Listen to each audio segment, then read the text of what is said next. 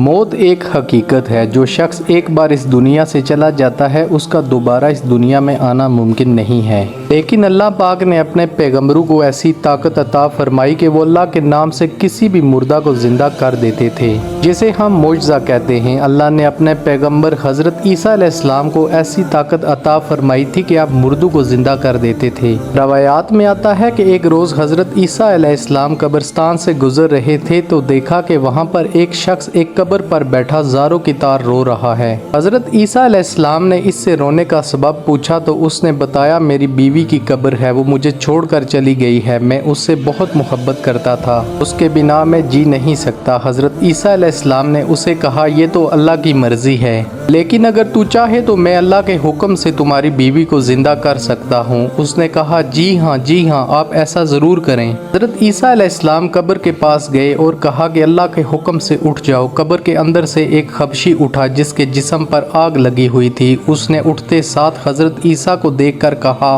ला इलाहा इल्लल्लाह, ईसा रू अल्लाह। इसने ऐसा कहा तो अज़ाब इलाही उस पर से ख़त्म हो गया और वो कब्र में वापस चला गया। उस शख्स ने कहा कि मुझसे गलती हो गई, मेरी बीवी की कब्र ये नहीं दूसरी है। हज़रत ईसा अलैहिस्सलाम दूसरी कब्र पर तशरीफ़ ले गए और फरमाया, अल्लाह के हुक्म से उठ जाओ। कब्र से एक इंतहाई खूबसूरत लड़की बाहर निकली। शख्स ने उस औरत का हाथ पकड़ लिया और कहा कि है रो अल्लाह, ये मेरी बीवी है। हज़रत ईसा अलैहिस्सलाम वहाँ से चले गए। वो शख्स थोड़ी देर बाद सो गया, उसकी बीवी उसके साथ बैठ गई। इतने में वहाँ से एक खूबसूरत शहजादे का गुजर हुआ। उसने खूबसूरत लड़की देखी तो उसके पास आ गया और पूछा, तुम इस गरीब शख्स के साथ क्या कर रही हो? मेरे साथ चलो, मैं तुम्हें दुनिया भर की आसाइशें दूंगा।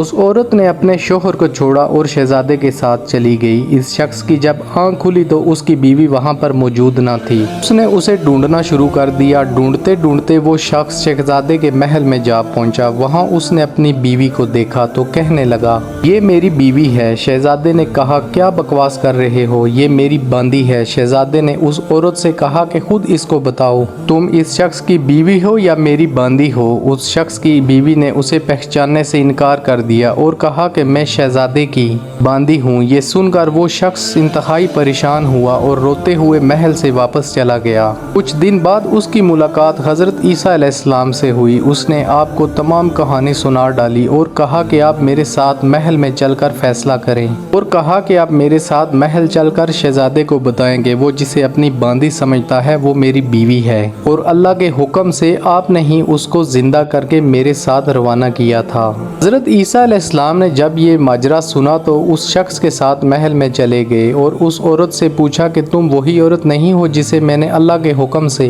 जिंदा किया था? उस औरत ने कहा, नहीं, मैं वो नहीं हूँ। आपने कहा कलमा पढ़ो, तो उस औरत ने इनकार कर दिया और कलमा नहीं पढ़ा। फिर हज़रत ईसा अलैहिस्सलाम ने कहा कि अल्लाह की दी हुई चीज़ वापस कर दो। उस औरत ने कहा कि नहीं करूँगी। लेकिन उस मामूली औरत की अल्लाह की कुदरत के सामने कहाँ चलनी थी, वो धड़ाम से गिरी और वहीं पर मर गई। हज़रत ईसा अलैहिस्सलाम ने कहा, जो शख्स ये देखना चाहता है कि वो कौन सा शख्स है जो काफिर होकर मरा, फिर अल्लाह ने उसे जिंदा करके ईमान की मौत दी, तो उसकी मिसाल उस हबशी मर्द जैसी है। और वो औरत जो ईमान की हालत में मरी लेकिन जिंदा होकर फिर बेईमान होकर मरी, उसकी मिसाल उस शख्स की बीवी की है जिसे हज़रत ईसा ने जिंदा किया था। फिर हज़रत ईसा अलैहिस्सलाम ने उस शख्स से मुखातब होकर कहा कि वो औरत बेवफा थी, अल्लाह के हुक्म से जिंदा हुई। फिर उसने अपने मुंह से कहा कि वो तेरी नहीं है, इसलिए तुम सब्र करो और अल्लाह की रज़ा में राज़ी हो जाओ।